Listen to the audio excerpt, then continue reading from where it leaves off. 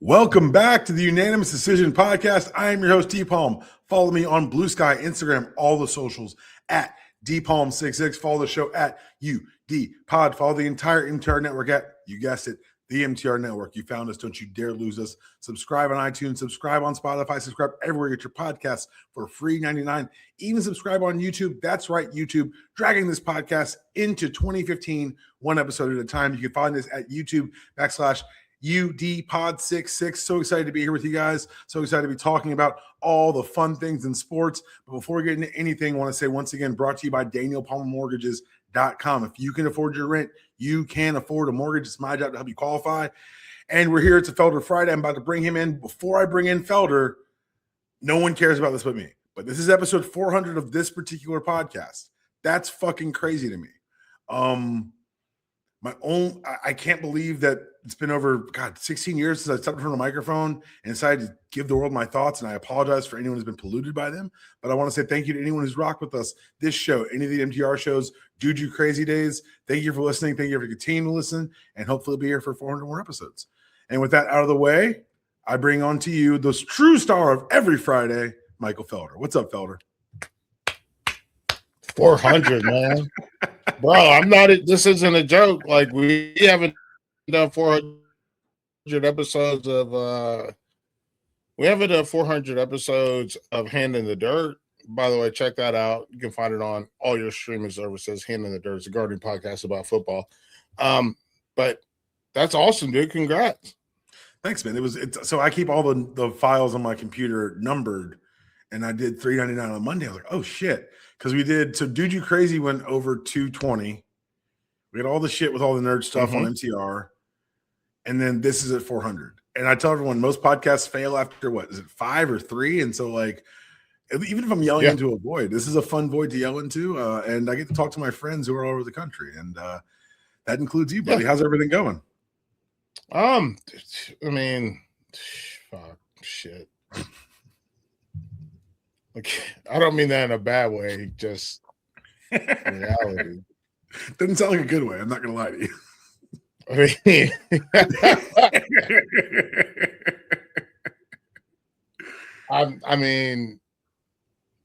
I still don't have internet yet right now, and so I'm using the phone internet, and that's just life.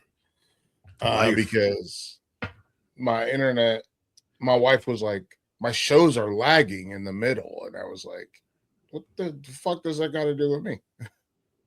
Yes. So are you guys separate show watchers? Do you go separate rooms to watch your shows? I don't watch shows. Fair enough. Okay. All right.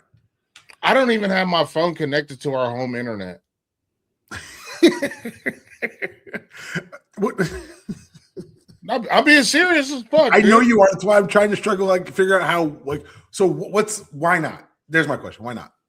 Because if my wife is connected to the home internet and my daughter is connected to the home internet via iPad, y'all are slowing everything down while you watch TV. So this is, you're solving their problem that you didn't cause. Yeah, a problem that I'm actively working against. You've done your part. You told the line. You're like, I'm not even going to take up any resources. I have my own internet in my house. Secret internet. Michael internet.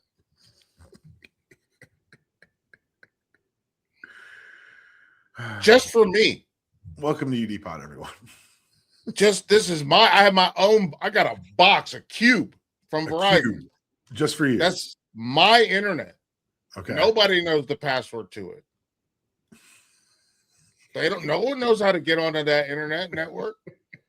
One time, cable went down, and I said, here's what I'm going to do. Her and her friends, they wanted to watch Love is Blind or something, and I was like, here's what I'm going to do. I'm going to connect you to secret internet. You know what I will not do? Click save password. So I did the password, it's like the Ghibli G's.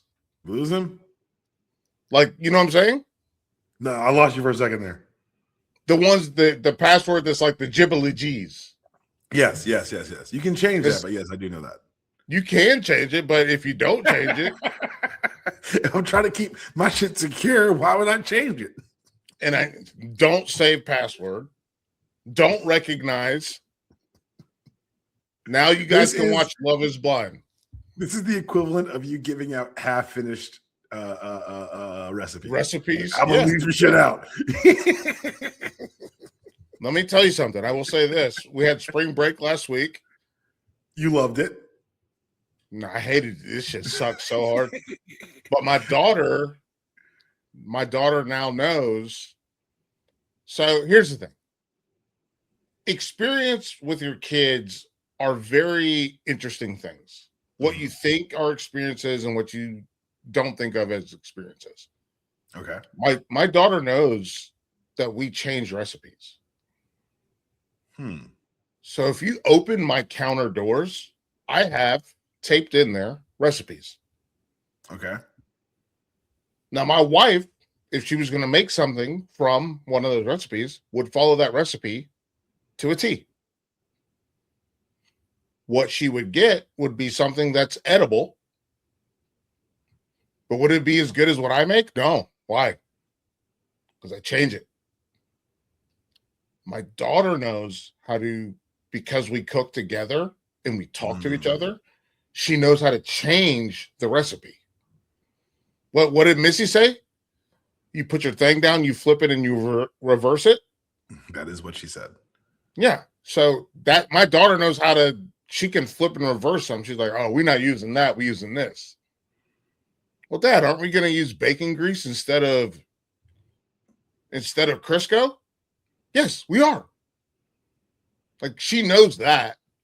But okay, when does she realize that you've reached a tipping point of stuff you can't hold in your head and she updates is she like updating these on her own? Like how is she retaining this information? If you do, it's a repetition situation. So you're not so you're changing it the same way every time. Change the same way every time. Negro, update the recipes. Why are you antagonizing your wife? What if she wanted to make something surprise you with that? What if that, huh? Okay. When's the last time your wife cooked for you? Yesterday. Okay. I got an answer too. Do you want to hear it? When's the last time? I feel terrible doing this. When's the last time your wife cooked for you? 2012. Motherfucker. I'm not joking. I know. She tried to make like a brunch style thing. You couldn't just say she made it. We're on the podcast. You got to tell her the whole damn truth. Damn. She tried to make Felder. She tried to make just like a classic, like bacon, eggs, whole deal. And I was like, I should just do this. And I've been doing it for, what are we going on? 13 years? 14 years? That's 14. You're bad at math. What? Hang on. No, fuck you. This was in the summer of 2012. So I'm not wrong. Okay. I don't care enough to fight you about this. That's fine. I'm not wrong. Am I? We've got you on this podcast repeatedly being bad at math. You can't be like, oh, I was good this one time. Like, we know these are facts. I was good one. Established Felder Friday lore is this nigga's bad at math. And that's nothing wrong with that. I am bad at math, and that's fine. I don't mind that. It's fine. I will not be besmirched. But this time I wasn't wrong. Because if something happens in July of 2012, you're not and wrong. We're talking about it in April of 2026. How many months apart is that? It's 2 months. 3. God damn. I am bad about that. I was like, I'm gonna sit in this layup talk. You gonna freak this alley-oop? Nope. We don't know the dates though. We don't know the dates. It doesn't matter. You were right. I was wrong. We don't know the dates. We don't know the dates. You were right. I was super wrong. My bad. So like in my house, like, because we're both working all the time. So some days she cooks, some days I cook, sometimes we do the takeout thing. It sounds like you say I don't work. That's crazy. No, it's not what I said. It's not what I said. What I'm saying is tonight is a Daniel Cook night. Like tonight, so my cooking, when I do dinner, you're getting breakfast for dinner because I cook a mean breakfast. You're getting a full omelet, you're getting sausage, you're getting toast. Me and Matthew, when I pick her from daycare, we'll go to the Ingles and we'll pick out donuts for everybody. We do the whole little tradition. Normally it's Tuesdays. I've had too much work, so now it's become this Thursday.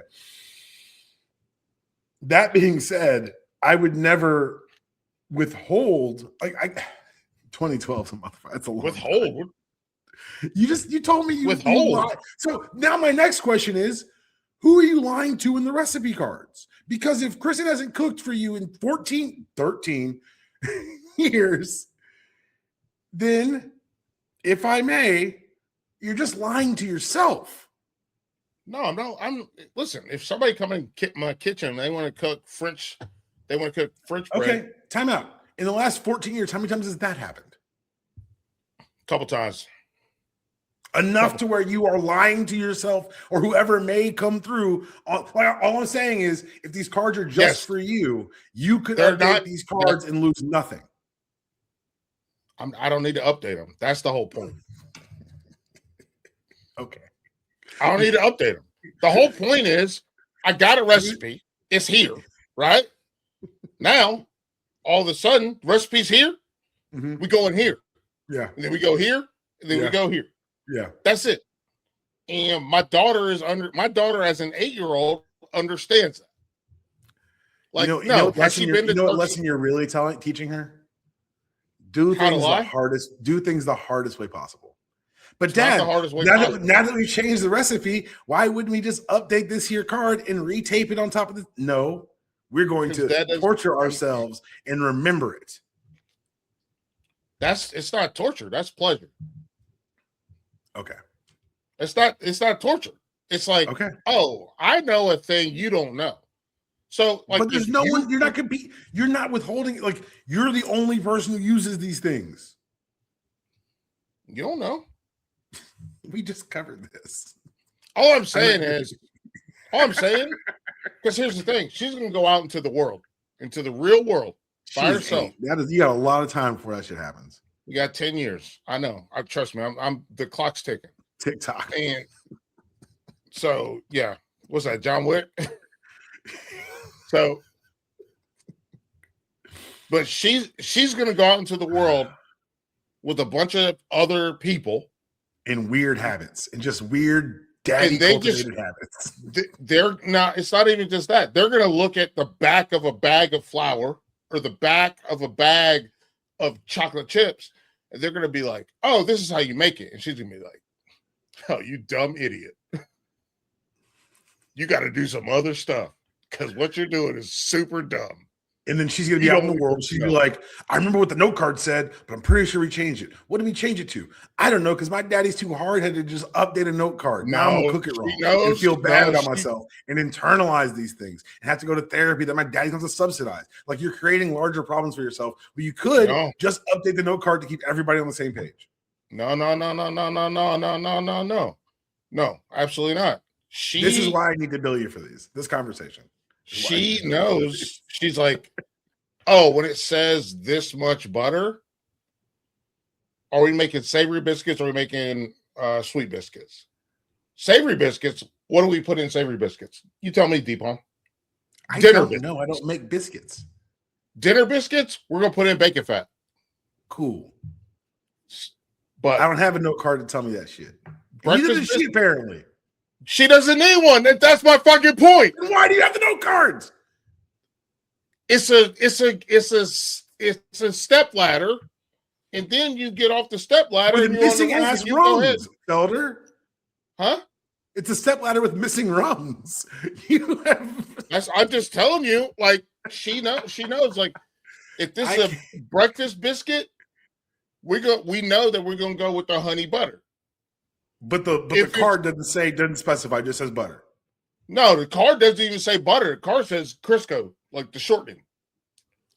Card also doesn't say freeze it and use a dough cutter. But she's learned that. I'm proud of her for learning. I'm proud of her for learning it too. I'm just saying that you've made this needlessly more difficult than it could be by just writing out all. It should be difficult because everybody's not supposed to be able to cook, and everybody cannot cook. And so when you can't fucking learn, you're waging war on the world for your daughter. I'm just telling you, like, I learned. That's how. How did I learn how to cook? But okay. Let's go from there. Let's go from there. The way we learn things is not necessarily the best way to learn them. the best because education and learning, as humanity, as everything in the world, evolve over time. It's like when people say they got new math now. Nah, man, it's just a new way to do an old thing, and that's improving on the ability to comprehend and retain it. And I'm telling you that maybe, just maybe, the way we were taught things needs to evolve as we teach the next generation. That's all I'm saying. All I'm saying is, if you want to know how to make pork chops, yes, you need to be in the kitchen with me. I have a brother. He's 22 months younger than I am. We grew up in the same household, same parents, same grandparents.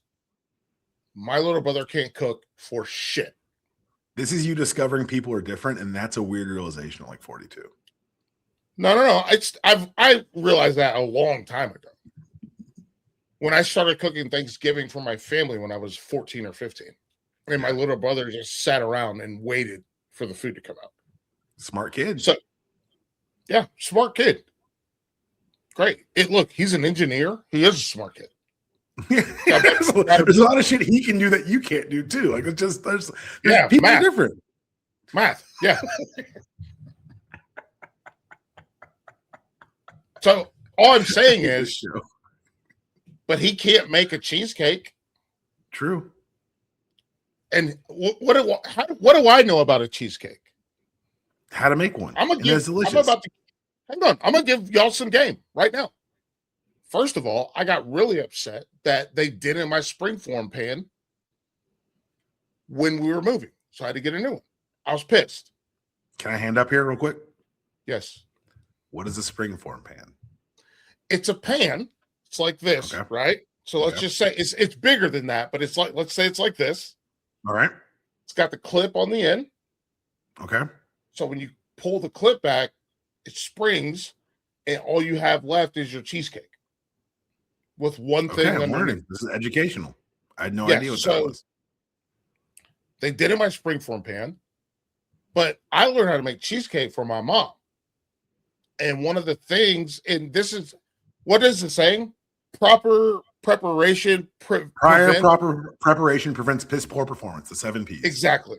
So what you have to do with a cheesecake, you have to leave those graham crackers out overnight. And then you blend them up to make the crust with the butter, and you put a little seasoning in there, a little brown sugar maybe, and you put those in there. And then you push all that. You don't pull, you push all that. Do you want to have crust up on the sides? You need enough graham crackers to do that. Or do you just want to have crust on the bottom? You need enough to do that. Fine. You know they sell crust, right? Yeah, that's for fucking pussies. I'm sorry, I don't use that word a lot. No. I'm sorry. I've never heard someone describing confectionery activities as someone else not doing it being a pussy. That's hilarious. I love the dichotomy. Keep going. You gotta use it. Apologize. Don't change it. Be strong and be hard and be ready. And so you push that all out. Then you have you want your cream cheese, and you want all that, and there you go. Now we have a cream cheese. You got the whole deal. I'm not telling everybody what I put in there. You could do a strawberry swirl or a cherry swirl in there. I know how to do all this stuff. I do think it's very fun. I've noticed this, like as we've got like friends and we've all grown up and got couples and shit. I married someone who carries a lot of the traits of a lot of my good friends. Yeah. She'll talk to me and be like, "Oh, you're just like Joyce, her best friend." I'm like, "Yeah, you married someone who reminds you of your best friend." My wife, until this past Thanksgiving, when she would make pecan pie, she makes this wonderful bourbon chocolate chip pecan pie. Yeah, that's great. I love that. She used to go down to her grandmother's place. We're headed there this weekend. Shout out to Super Graham. We're going to Matthew's great grandmother's place this weekend for her birthday, and what she would do is she would collect these pecans as they fell off the tree and then come home and shell them and break them and put them on the pie. And I was always like, they sell those already done. Yeah. And this year the time crunch got to her, and she had to go buy pecans to do it. And she's making the pies, and she goes, I have a lot more time now that I'm not doing all that hard. I was like, yeah, you do. It's amazing how this shit works when you decide to not do things the hardest way possible. I call her Susie Hardway because she's like, I got to make my own whipped cream. And I'm like, they sell it. And you are clearly Felder Hardway. Find the hardest way to do with it. Can I tell you this? Because Mother's Day's coming up in what, 2.5, 3 weeks? Shit. Get eye. I already got all my shit. Don't worry about me. Of course you did. Right here. What you need to get this. What is that? If you get your wife this, she'll love it. It's Deep Run Roots. Okay. By Vivian Howard. It's a cookbook. Perfect. And it tells a story of a woman from the South, but it's also like all recipes of I think she would really enjoy it. Staples. I got you. It's really good. It's a really good cookbook. Her pecan pie is in there as well. I'm not saying change your wife's pecan pie at all. Once you have one, you get it, you got it. I am a strawberry swirl. My wife doesn't like cherries. I'm a strawberry swirl in the cheesecake guy. Okay. And I do make it. Yes. Can you just go out and get strawberry jam and like just swirl it around in there like a stupid idiot? Yeah, you can. Or you could get strawberries, cook them down for, an hour, 90 minutes. Yeah. And then mash them and then swirl them into the filling and then cook the cheesecake and then take the cheesecake out and then open up your spring form pan once it cools. And that's how you do it. I truly you're right. I like it the hard way. Yeah. And that's fine. And I'm just like, there are I'm black. No, I'm black.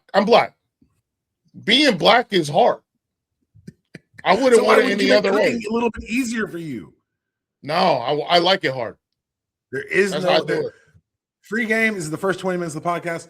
There is no bonus points in life for doing things the hardest way possible. There's not. It doesn't exist.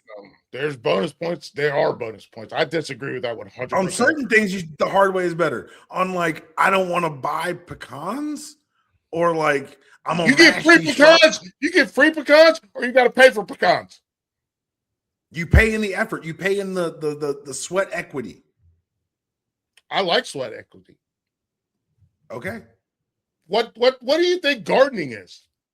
Oh, for my wife, it's therapy. It is. She anger gardens. Right. That's different. Right. So, but you got to put sweat equity in there. You do. Yeah. I mean, listen. That's gardening for food. I garden just to have flowers. Yeah, that's why Susan gardens too. I got all these. I got 75 roses right now. I don't know if you saw my Instagram. No, you got your phone right there. Yeah, I do. I'll pull it up. Go to my stories. Look at how big my roses are. Big as my fist. I'm being serious. I feed them. I love them. It's Felder. I didn't just buy them. I didn't say you should. This isn't an everything statement. It's a certain things. There's an easy way out, and there's no reason not to take it. Beautiful roses. Your rose is beautiful. Anyone, I don't know if this is still going to be up by the time this goes out live tomorrow. If you have a chance and you can go to Felder's Instagram. It's Felder. Beautiful flowers. Wonderful build with their song over the story. I love the whole presentation. Can we talk about sports? Are we going to, so here's what I want to start with. What do you want to start with? I talked to 3 of my colleagues about the Diana Rossini situation, and all 3 of them basically said the same thing. Nothing will happen to Vrabel. Okay. And it sucks that the Atlantic came out kind of in support immediately, or the Athletic, excuse me, the big one, yeah. And then it was like she resigned, and so I feel bad for laughing and joking about the interlocking fingers, even though that is very true. Because I talked to my wife about it. She was like, if I ever saw you interlocking fingers with someone, I'd be like, yo, what the hell are you doing? Susan said she'd shoot me. Yeah, my wife basically said the same thing. It's like, oh, I'd shoot you. I was like, fair enough. Good answer. And so, okay, so You stumbled across the thing I wanted to talk about first because we did have a lot of fun with it last weekend. And Mhm. objectively, interlocking your fingers and then having to lie about it is funny. That's funny. Full stop. Funny. Now, as Felder kind of overlooked here, this is things that have happened the last 7 days. The Athletic said no problems here. Right. The internet, and so this is where there've been a lot of anonymously sourced quotes, and then people like Michelle Beadle being like, "Hey, women who are finger wagging at Diana Rossini need to watch your fucking tone. I know things." And then the next day, Rossini's like, "Hey, it's under distraction. I'm out before my contract was up June 30th." Now, I don't want to talk about the salacious parts. We did the salacious part last weekend. It was very funny. It's very salacious. Let's talk about some of the facts on this case. Fact one, Diana Rossini is known to you and I because we're football nerds. Right. Diana Rossini is not normal people famous. No. Fact she's two, industry famous. Industry famous. Fact two, these photographs were taken from a long distance by someone who was hired to take these photos. So that's the thing that I promise you I'm gonna get there. Yeah. These photos were then shopped around to outlets until they found someone willing to pay for them. When they were described in the attempts to sell, it was not the Diana Rossini photos. It was Mike Vrabel and some lady. Yeah. Because Mike Vrabel is an NFL Super Bowl winner who just coached the Patriots to another Super Bowl. That's not how I heard it. I heard it from the other way. Educate me. I heard it from the other way. Okay. Look at what Diana Rossini is doing. This is how she gets her info. Like so when I hear that, I have to push back because it's like the same reason I'll push back when people call NBA players lazy, because I feel like you're going to trophy places. And whether that's how she gets her info or not, whether we're all 100% right about our salacious leanings on this, it's a secondary problem of the entire industry, because now you're talking about when you're in the position of a newsbreaker. That is a position that is built upon relationships and proximity. And while Adam Schefter can be, did you see this thing during the coaches meetings when what's the little dude's name? The MMA dude. I can see him. He's tiny and bald. He's on Fox. Yeah, I know. Yeah. Oh my God, I don't feel so. No. I forget his name, but he put a book out last year. He was like Jay Glazer. God damn, that was annoying. He was like, "This is an annual tradition I have with the coaches. It's called day drinking. We get drunk during the day." Diana Rossini can't do that. No, that was the biggest discussion I had. I talked to 3 women in the industry. Okay. And then I talked to a man in the industry, and they were like, "Yeah, you can't like if you're a guy that works in sports media, you can go out to the bar with a coach, or you guys are staying in the same hotel room. You can go to the strip club with the GM. You can go strip club with the GM or with a player. Mm-hmm. You can do all that, and women aren't. That's not a thing that they're allowed. That's not a space they're afforded, and I totally agree with that. Like it's not. It's a double standard. Yeah, it's inequitable is a better word than double standard. They're like, no one thinks anything is nothing. There's nothing afoot. But the thing is, when Adam Schefter, do you remember this a couple years ago? It came out that the then GM of the Washington then Redskins received a copy of a fucking story from Adam Schefter and said, "Any notes, Mr. Editor?" Like that's way more egregious than anything we're talking about here, in my opinion. Go on, I apologize. Charlotte Wilder talked about that, and she equated the two. She equated the interlocking hands with Schefter sending an email of a story before he posted it, and at him basically asking, "What should I delete anything?" Yeah, and I don't think they're the same thing. I don't know which one is more egregious, honestly. I can tell you what: if I sent an email to UNC and said, "Hey, is there something you don't want to have in here?" versus if I was interlocking fingers with a lady, she'd be like, "That one's worse." Well, So there's yes, that. 100%. But it's also the familiarity of the exchange. It's not like, hey, I know this article's about you, so take a look at it. He said, hey, Mr. Editor. Like it is the regularity and the familiarity that's assumed in that interaction that makes me say, from a professional standpoint, personal is different. Professional standpoint, that is the equivalence of I'm interlocking fingers with Adam Schefter. Well, here's the thing. And I've said this to multiple people. I was talking to my buddy, Nubias Wilborn. Yeah.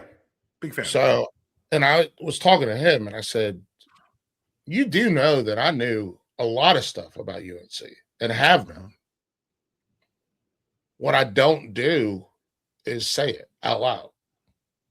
Now, will I text Bud Elliott at 24/7? Will I text Chip Patterson? Will I text, will I text other people about it? Absolutely. Why? Because this ain't my news to deliver. It's not your beat. And I'm not using my platform to get that. I know stuff.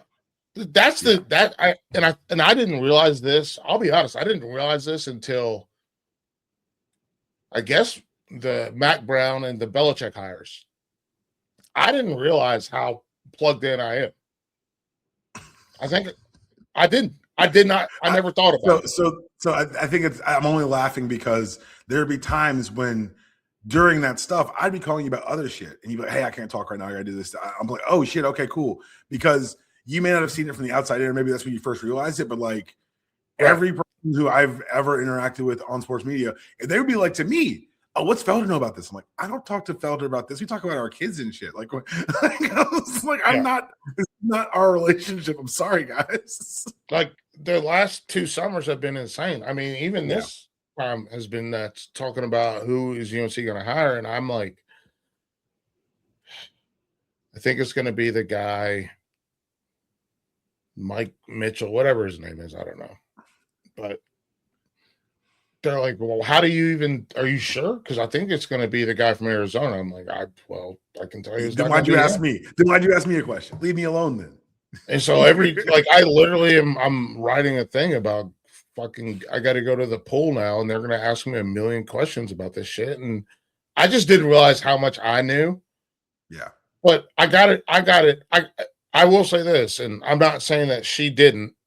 I'm not saying that Schefter didn't. I'm not saying that people didn't come and get it about it honest. I truly had no clue. Yeah. That people were like, boom, boom, boom. And I also have more contacts in that space. And my contacts, they don't just I've got coaching contact. I guess the big thing for me is if you live in that world, and I guess that's the hardest part. Mm-hmm. For me personally, just for me, this is a world I've lived in for most of my life. Yeah. And so I do think I came across it honest. And I've got friends that have played in the NFL, friends that have played obviously college football, friends that now coach in college football. And so they've moved school to school to school. And we talk. And they're like, hey, man, check this out. And I think it's interesting to see how, I don't care if you're Adam Schefter, I don't care if you're Diana, I don't care who you are. If that's not a part of your world in general, what's your entry point? And so I think what's interesting is that while you were getting started on the sports media side, this became a niche to live in. So early 2010s is when Schefter really gets popping with Twitter, where Woj is giving Woj bombs. And there's the first, and it comes down to not like, oh, the paper tomorrow will have all the information I need. No.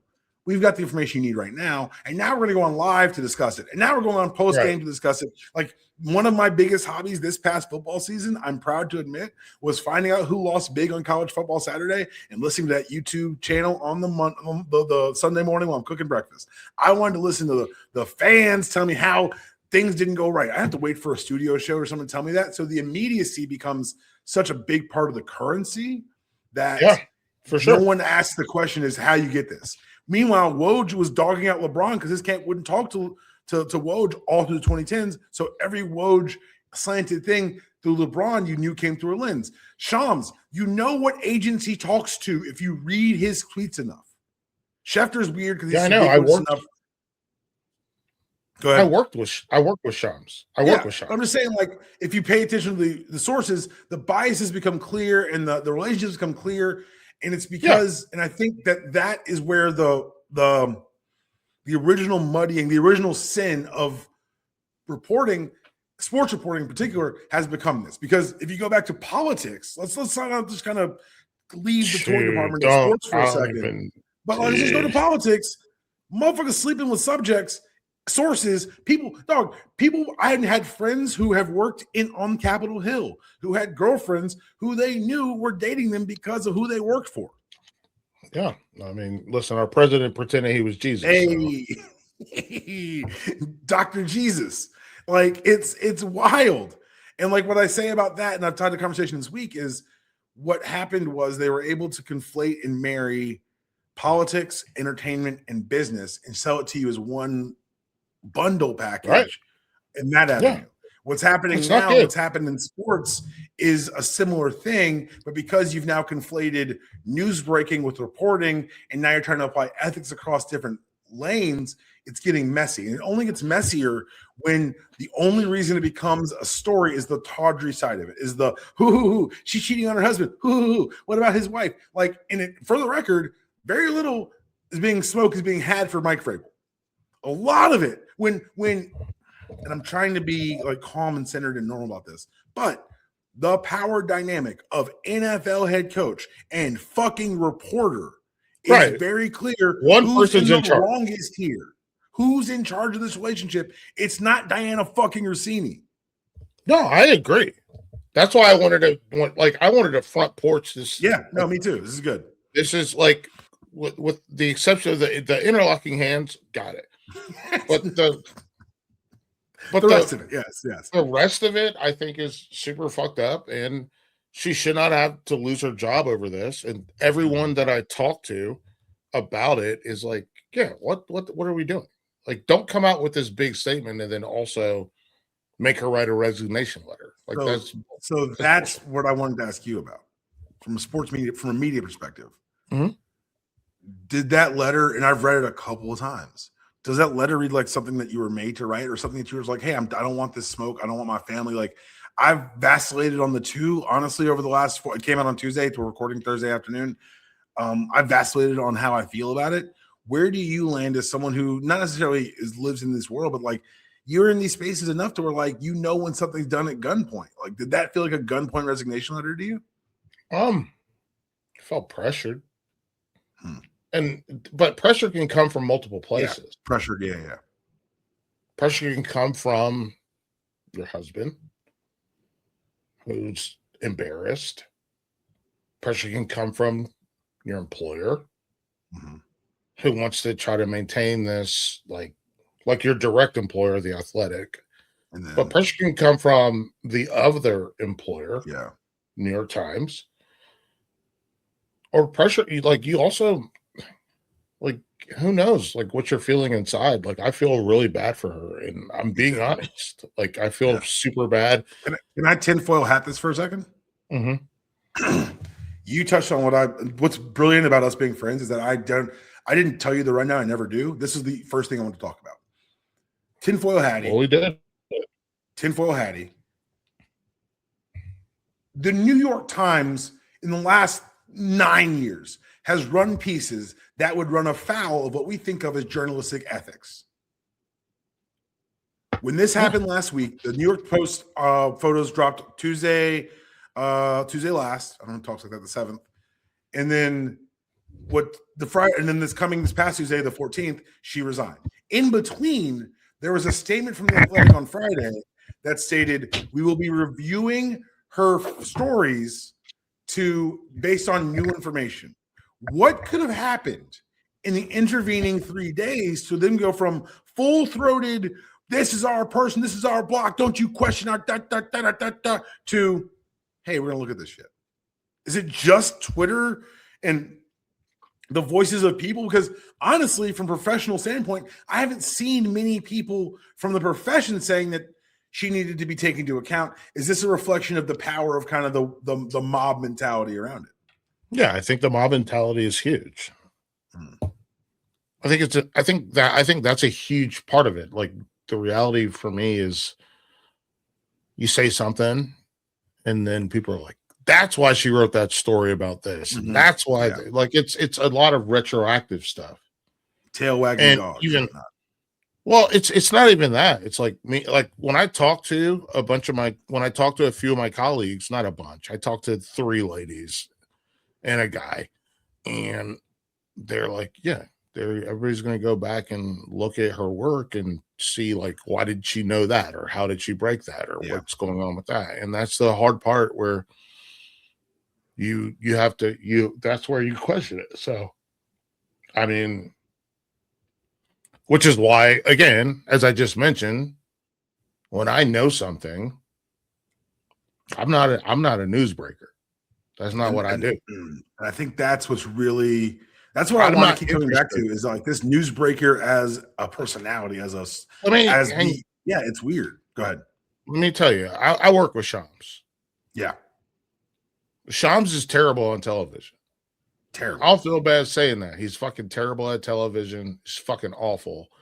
The amount of time, shout out to my boy Edgar, shout out to Andrea, who had to do like one-off shoots with him, and they were like, this is a fucking 30-second spot, and we were down there for an hour because he can't read the teleprompter and he's looking at his phone the whole time. Like, are you fucking joking me? So,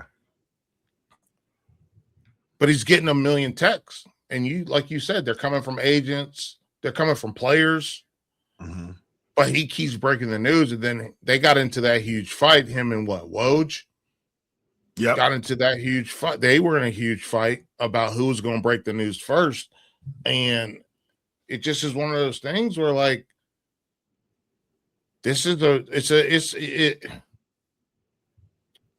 I'm not going to elevate it to the level of like the space race, right? Between Russia and America, or the USSR, actually. I'm not a fucking idiot. Thank you, everyone.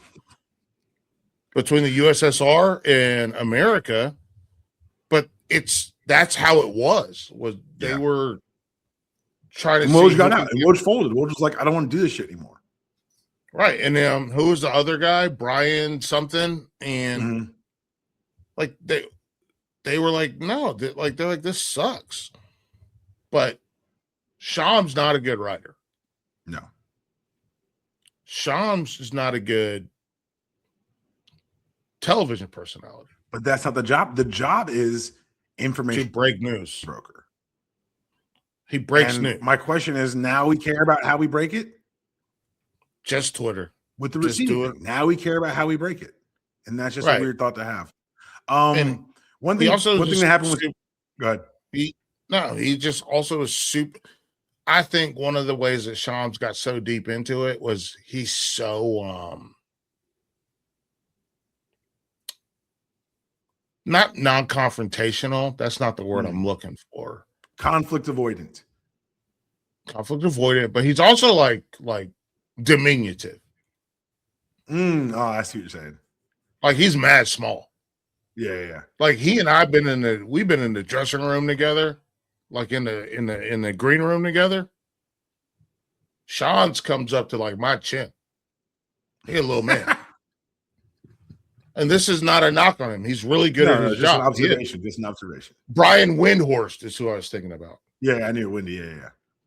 So, but Sean come up to my neck, and we go out on set. And once the lights come on, like that's one of the things that I noticed. Diana, and this is why I don't think it's. Another reason I don't think it's her. With Diana, when the lights come on, she shines. She's great. She fucking shines, dude. And when the lights come on for Woj or for Shams, It's not their bag. give me something to read. And someone put this in 180 characters, please. I don't want to hear this shit. I wanted it on a piece of paper because I can't read the teleprompter. Yeah. So, like, for me, listen, I understand. Like, my time's over. I'm too old. Yeah. I'm too old to be on television anymore. I'm looking to get into like coaching and stuff. Like, not coaching football because fuck kids, but getting into like coaching from a like Production standpoint. Career production standpoint, yeah. Right on. But when the lights come on, shit, your boy got it. One of the best, baby. I'm good at that. As soon as I can feel terrible all day. I just got a text from my boy Adam Lefko. Lefko is going to be one of the goats when his time's done. Lefko's very good at this already, bro. He's taken over for what's his name on TNT. I mean, he's going to be running that desk, and that's going to be awesome. He already runs the day before desk, and it's going to be great. And Lefko's like, "You're not coming up for the draft?" I was like, "I don't think so, man. I think they don't want me up there." And they were like, he was like, "That sucks. Let me ask." And they were like, "No, you're not coming." And I was like, "Okay." I was like, "That's what I expected. I'm fine." Homeboy Hall of Famer though, right there. Let me ask. I like that. And Lefko's a good dude, but like Lefko understands it. These guys, there's a lot of these guys that are newsbreakers that don't understand like how to be on camera. If you don't understand how to be on camera, your value is just through social. Problems, dog. Your value is just through social. And if your value is just through social, and we're watching the what's the word? Starts with a D, the degradation. Nice. God, look at me fucking pulling out words. Your boy. You're watching this decline of social. What do we like? You lose your space. And I'm big on Twitter. We don't use Twitter anymore. Like that's a problem. Yeah. So it is what it is. By the way, so that, did you see now? Okay. Go ahead. No, you go ahead. I was tinfoil hattie shit. What did I see Nick who? Nick Saban fucking sold out. What do you do now? The whole Trump thing, and then the White House put out a statement with Trump, or put out a statement of Nick Saban. No, what he said? Like, Nick Saban was like, "There's time has come for something to be done." Hang on, I wrote it down. Oh, the fake ass like it did look like somebody did have his ass over a tea kettle. He's like, the fake ass executive order or whatever. Yeah. Where they're like, "Oh, we'll see you in court," and he's gonna lose because he's just a paper tiger. Yeah, I don't pay attention. I honestly, I try to avoid that. I just hate that. I hate that it was Nick Saban doing that. Yeah. Everyone get any of the other guys. Get any of the other ones. Get any of the other ones. Let's talk about some ball before we get out of here. Get out of here. Speaking of Shams got into it with Glenn Rivers this week. Man, ain't no doctor. Trying to coach his way out of the Hall of Fame. It's just funny for me to watch them fight. The NFL apparently is going to rock with replacement refs as the CBA between the current refs and the NFL expires May 31st. They've already started working out replacement officials' availability for OTAs and mini camps starting June 1st. If there's no agreement by then, we're old enough to remember when they did the replacement refs. So this is a bad fucking idea. This is a dangerous sport. You need good refs. Dude, you know what? I might try to be a replacement ref. I'll be a scab. Do it. Go be a scab. I'll be a scab. I might be a scab. The average NFL official earned $385K last year. $385,000?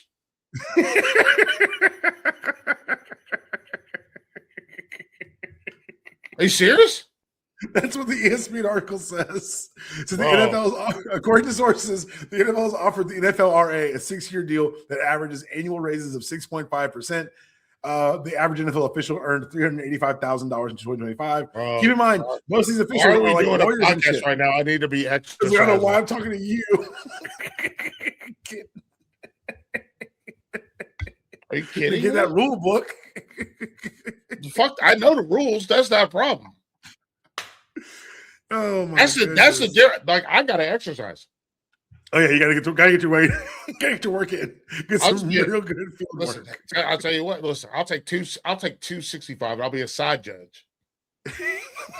In or out. In or out. Let's negotiate. Hey, you tell me 150. I'll work the camera. I'll just work at the replay booth. Whatever y'all need. Let's talk it out. No. Look at this. This is if I'm the side judge. If I'm the side judge, I'm like the receiver looks at me and he goes, I say, you're good. You're good. You're on side. Good. Hey, 77. I need you to come back a little bit. Okay, we're good. Okay. All right.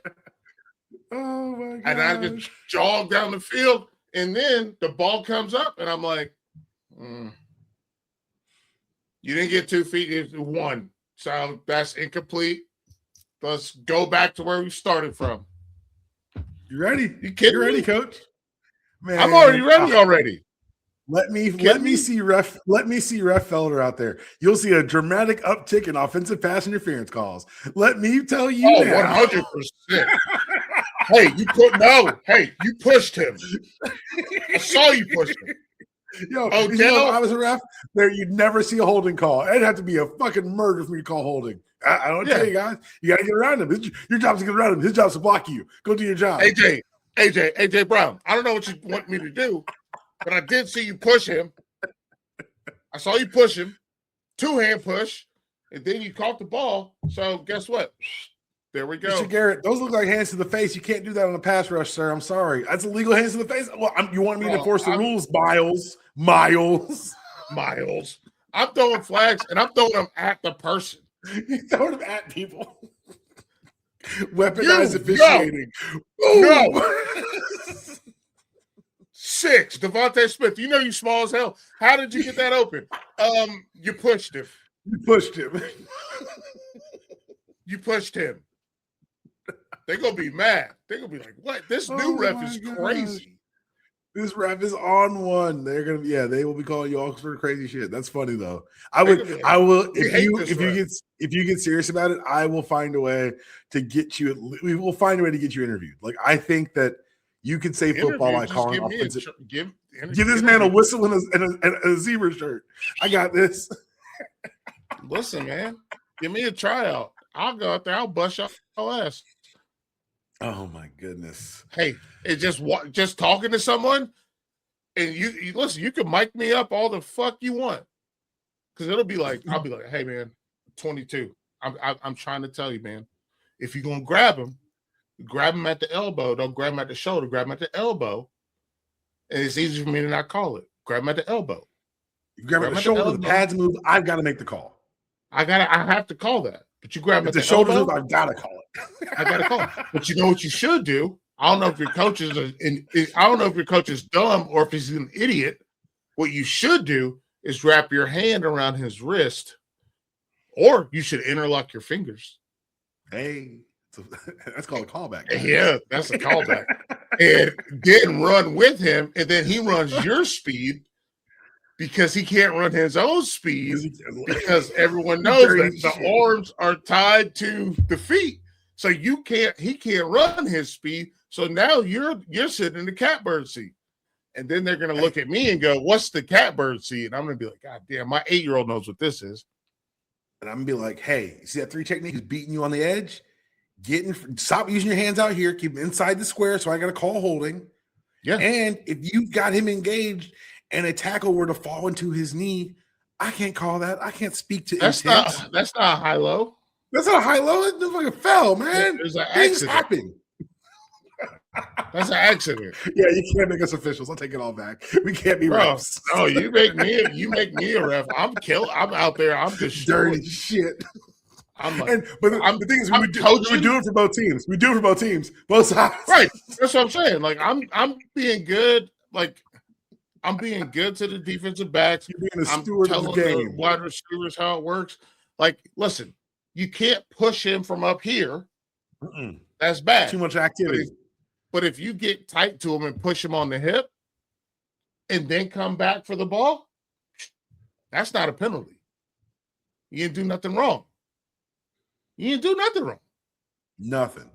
Same thing with like a bubble screen, and I'm like, or a rub route. I'm like, here's what you gotta do. You can't show up to the bubble route like this. No. You gotta show up to the bubble route just like you're going. Now, are you gonna use your shoulder pads to hit that person? Absolutely. Yep. But you can't put your hands in there. I gotta call the hands. That's offensive pass interference. Help me help you get through this shit clean. I'm trying to teach you stuff. That's what I teach you on the field, baby. Education. I'm trying to teach. I'm trying to teach you. Hey, man, bro, we could go viral. They'll be like, look at this ref talk to players. Look at him. Look at him talk to DK Metcalf and be like, hey, man, that's not how you do that. The thing is, as I'm thinking about, like, joking about it, college refs don't want to scab because they want to shot at the NFL Ref Association at one day. You have no intention to be a long-term ref. You just want to scab out for a couple weeks. Yeah. You kidding me? Yeah, man, a couple game checks. Yeah. Give me a couple checks. I'm good. You kidding? Come on. I'm like, yo. You can't do this. Goodness. You got to do this. Last thing before we get out of here. Protecting yourself. Before we get out of here, it's the last time we're going to talk before. I think the draft is next week. So the last time we're going to talk before the draft is next week, right? Is there anything that you're like excited, got your eye on, something you want to keep on? Because the next time we talk, it'll be we got to record Friday morning because I want to get to the first round of the draft so we can talk about it. All right. Well, do you want to do it on Friday morning? Next Friday? Can you do that? I'm looking it up right now. Let's see if I can. 23rd through the 25th is the draft. I have hit D from 9 to 11 until Steven changes the agreement. You're trying 11 o'clock. You want to try 11 o'clock on Friday, tentatively at least? Tentatively, yeah. Just give you, yeah. Nothing. Well, just for the record, Steven changed our this week's recording to 8 in the morning. I imagine it'll be a topic of conversation on the podcast. 100%.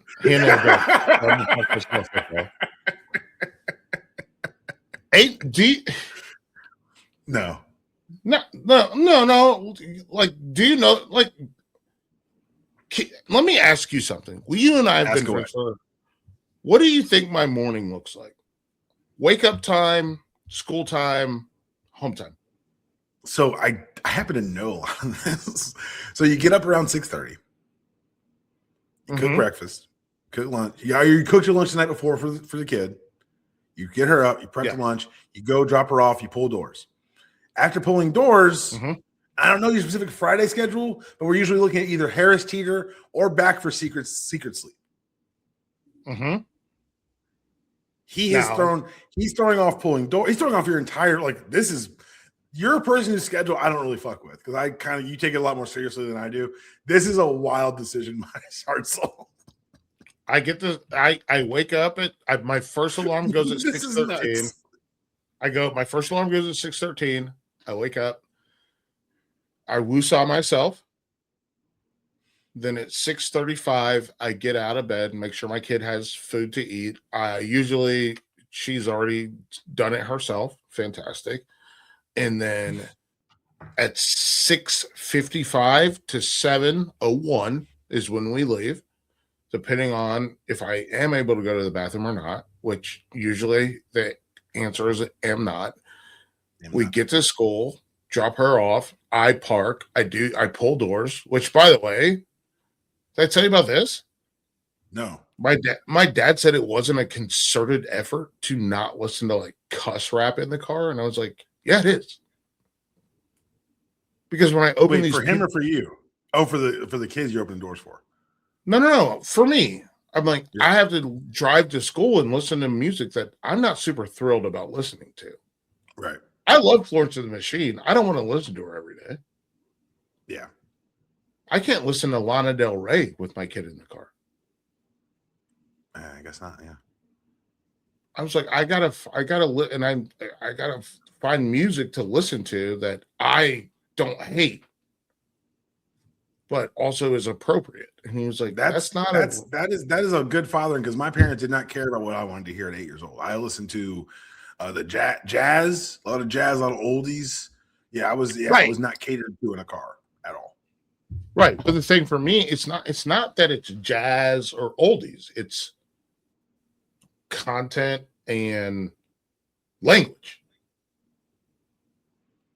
What I want to listen to, there's a lot of F words, a lot of B words, some C words even. So at 8, okay, all right. So this is keep going with your morning routine, but I do have important follow-ups for that, actually. So, I told my dad, I was like, so I'll make this effort to make sure that we don't listen to something that's, vulgar, if you will. Okay. He was like, that's not an effort. It's just being a parent. And I was like, well, I pull doors every day, and I wrote it down. Multiple times I heard Let 'Em Know by T.I. Multiple times I heard, oh, it's such a good song. Is it a song you want to play with your kid? My 2-year-old? Sure. My 8-year-old? Probably not. Yeah, that's my point. Yeah. Well, the thing is, so I was also raised in a house where cursing was not allowed by the children, but also it was like, we're trying to have a house where I want the kid to know words aren't bad, but there are time and place for these words. That's what we're doing. Okay. Which is, I think, I do think I stole it from you, honestly. I was like, that's a good parenting idea. I'm stealing it. I think it's different from my dad, even though, do you know the first time I ever heard like cursing and rap music was with my dad? That makes sense. And he said, don't tell your mom. That also makes sense. That's funny. We're listening to Strictly for My Niggas. Great album. By Tupac. It's a great album. Holler if you hear me. It was not a CD. This is a cassette. Love it. This is a great story. Opening doors, I heard a Millie. I heard The Heat. I heard some Jamaican song. I don't know, but I heard them say a lot of different words. And also the weed smoke that came out of the car was wild. I was like, if you think it's not a choice for me to put appropriate music on in the car, did not smoke weed and drive my kids to school. Right. I'm like, bro, do you know how many cars I've opened with beer cans that are on the floor? Pulling doors, teach you about the world, man. I'm like, yo, you're not understanding that, like, I am making a choice, and I am making an effort to be a good choice and a good effort, because you're a good dad. I wouldn't even say that. I'm just saying that you don't have to. I'm saying your friend's saying it about you. I'm base level. I'm base level. So I don't think you're base level, but I do think your perspective shifted. You know my favorite Carlin quote of all time? What? Think about the average American, the stupidity, the arrogance, the anger, the hate. Now open your eyes. Half of them are worse than that. That's what average means. And I love that this level of Stephen Hartsfield not respecting your schedule has resulted in me being like, hey, man, some people just don't know how to be better. And it's not directly about Hartzell, but it kind of is. Bro, I'm like, bro, so anyway, so the schedule. So I'm gonna have to book it home tomorrow on Friday. Today, you're booked and busy. I gotta literally I gotta get home immediately. Yeah. Which means, how do I do the voicemails tonight? Still have my computer ready to go. This is, oh my God. I still have to figure out what they did to the Wi-Fi. Next week's Hand in the Dirt is going to be one for the books, guys. Make sure you listen. Felder, tell everyone where they can find all of your things. Check out itsfelder.substack.com. Check out, you know what? You can follow me on Instagram. I've been trying to do more Instagram. All my flowers are up, and it's one of the most beautiful things you're ever going to see. My girls are out. listen, don't say the top's off, say the titties is out. And that's life for real. That's a Nas lyric, right? Yeah. Don't say my college topless and the titties is out. Yeah, that's a Nas lyric on a not great Nas song. Hey, you got it. Listen, you take it where you get them. Those roses are the size of a fist. Yeah, you got little fists though. That's all I'm saying. Anyway. No, what? Whoa, time out. Come on, it was a joke. Let me think one joke as I'm leaving. It's my show. Can I get one outro joke? My fists are big as hell. You're a DB talking to a lineman. How big are your hands? That's my fist. You met me. Yeah. Your hand didn't swallow my hand. Okay. I'm not doing this with we you. We matched hands. Sure. Sure. This is bullshit. What you're saying, my hands are big. Do you have a tape measure near you? I don't have one near me. No, I don't keep one this close to my table when I'm recording. I got one right outside the door. It's never come up when I'm recording a podcast until right fucking now. Thank you all for listening. Episode 400 is officially in the books. I appreciate you guys for rocking with us for 400. Here's to 400 more. Thank you to everyone listening to the MTR Network. Make sure you check out all the fine offerings from all the good people at the MTR Network. Make sure you check out DanielPalmerMortgages.com. If you can afford rent, you can afford a mortgage. It's my job to help you qualify. Make sure you also check out also on Spotify, iTunes, ever get your podcast for free 99. Also on YouTube. That's right, YouTube /@UDPod66. That's where we are. That's where you can find us. That's where you need to be. Subscribe, like, all that fun stuff. That was your show. There is no outro. We'll be back Monday talking about WrestleMania review. Have a great weekend, guys. We'll talk to Felder if he survives. Get it. Hartzell changing their schedule so much. See you guys.